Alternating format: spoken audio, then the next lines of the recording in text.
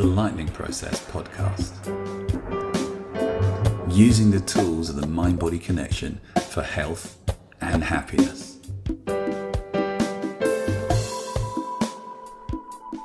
Hey, Dr. Phil here. Welcome to this edition of the Lightning Process podcast. Today I'm going to be talking about toxic relationships. Now, why am I talking about toxic relationships? Well, if you've been listening to the podcast so far, you know that it's so important to recognize the connection between how our brain and our body works. And one of the things that can affect our brain is our emotions, and relationships are a major issue in many people's lives because we're not that skilled. We don't have much experience in dealing with relationships. So toxic relationships are relationships where being around someone is just not good for us. And they can show up in lots of different ways. A classic example is somebody who's not showing much affection. We need affection. There's a lot of research into the importance of connection and affection. So if you're stuck in a relationship where it should be an affectionate relationship and you're not getting that kind of sense of affection and connection, it's almost more damaging than not being in a relationship at all because it feels like you should have it. So that's one kind of toxicity. Another classic toxicity is when you have someone who's a narcissist or narcissistic kind of tendencies, where they're talking about themselves all the time. They don't seem to care that much about you. It's all about them. And that can also lead into some quite destructive behaviors where everything you do is wrong. They gaslight you. Nothing you do is ever good enough. They undermine you, and your self-esteem becomes quite damaged by that. Commonly connected also to coercive relationships. So coercive relationships is where someone starts to take control of your life and make decisions for you, stops you doing things, stops you wearing certain kind of clothes, meeting kinds of people. They want to control you. These are extreme examples of toxic relationships, but they're actually very common. And the big problem is we often don't realize we're in them. We need other people to point out to them because they start to appear to be normal once we slowly move into those directions. So how do we notice we're in one of these kind of toxic relationships? Well, what we're looking at is having our experience being undermined or judged as not being very good by someone is a good sign of it, or just feeling like we're being removed from our support networks, our families. All these things are a good sign that you're in a toxic relationship. Or where you just know that by being with that person, life is more tricky. Although there may be benefits, maybe security, maybe some financial implications for being with that person, but it doesn't make you feel good. It doesn't make you feel loved, wanted, excited, supported. If those are going on, then you might find that you're in a toxic relationship. Or it may be, as you listen to this, it's not so much you see it in somebody else, that's not a very helpful, healthy relationship. And quite often we have habits and patterns where we'll get into the same kind of relationships time and time and time again. So you see the same pattern. You may know people like this who seem to be going out with the same partner in a different form, a different shape, a different name, but it's fundamentally a very similar thing. And the final kind of toxic relationship I want to talk about is codependency. So codependency is a particular thing. It tends to show up from the work in substance use, alcohol use particularly. It's where, as a small child, very often, a small child comes home and the parent, maybe the mum, is a drinker.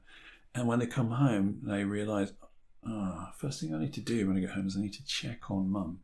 I need to see what kind of mum I've got today, because she could be a happy mum, she could be a drunk mum, she could be a sad mum, she could be an angry mum, she could be morose, she could be depressed, she could be sleeping. And each of those things I will, as the child, have to kind of go, how do I respond to this?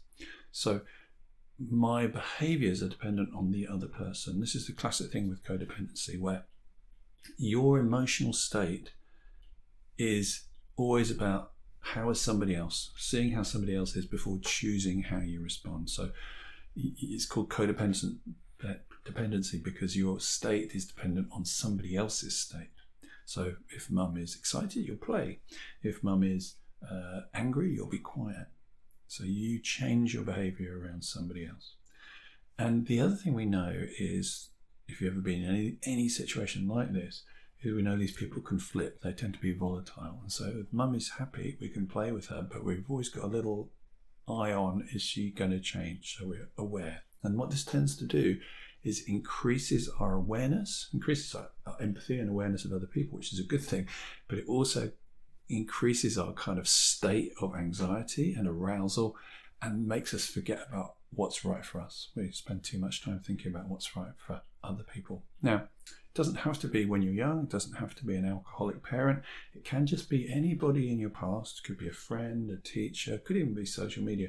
There's something that's volatile and changeable, where you're constantly having to think, how am I showing up for this person, and changing yourself so that you're acceptable to them. And that puts a lot of pressure on us, puts a lot of tension into our system, a lot of load.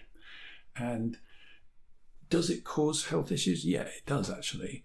Is it the root of all health issues? No, it's not, but it is a factor in many people.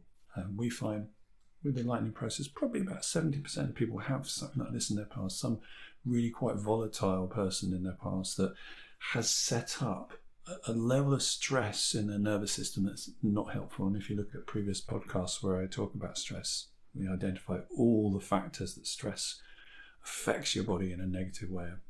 So being in long-term stress, both as a child, certainly not good for you, but also learning that pattern of being in stress, being on high alert like a meerkat, you're ready for action all the time, and also people-pleasing, trying to keep everybody happy, which is, by the way, impossible. All these things put huge load, and on top of not a good diet, not taking care of ourselves on other levels, or being exposed to viruses or bacteria, this can create a perfect storm. So this can be a major thing that we need to look at in health. And for some people are like, really? I've got health issues. Is it really about my childhood? Is it really about my relationships? The answer is maybe. Maybe these things could be super important. There's loads of research now into adverse events in childhood, how these things like traumatic experiences, difficult relationships can have really significant effects on people's both emotional and physiological health. So if you find yourself in one of these kind of situations, get support, get help. If you're doing the lightning process, it's something the lightning process practitioner can help you with, because they're trained to help you to find your way through this and support you as well as you can. If you see it in someone else, reach out for them. That may not always be easy, because particularly if they're in a relationship that's quite controlling, that person won't want other people involved. So you may have to do it gently and kindly, and really just let them know that you're available. You also can't make people change out of that relationship, even though you can see it and go, they really need to leave. It's not your role. Your job is just to talk about it and offer that perspective, because they will only leave when they're ready to. It's not your job to force them to do that, obviously. But bring compassion and kindness, because if they're stuck in that kind of relationship, it will be because of some old pattern they've got running from a long time ago. They're not doing it on purpose. They're almost compelled to do it because the neurological patterns that have been running for years. So be nice to them, be supportive, but recognize even in those situations, it is possible to change. So there's a little bit of conversation about toxic relationships and the importance of relationships. So loneliness, for example, is a really major factor in health issues. It's one of the major things that you want to change, as well as happiness. And relationships are super important for us, but healthy relationships, not damaging relationships. So I hope that's useful as a starting point, and just thinking about this huge topic that I've just covered in about 6 minutes about relationships. What are your relationships like? Are they nurturing? Are they supportive? Or maybe not? Or do you know people who need your support as they find their way through that? See you on the next one. The Lightning Process Podcast. Using the tools of the mind-body connection for health and happiness.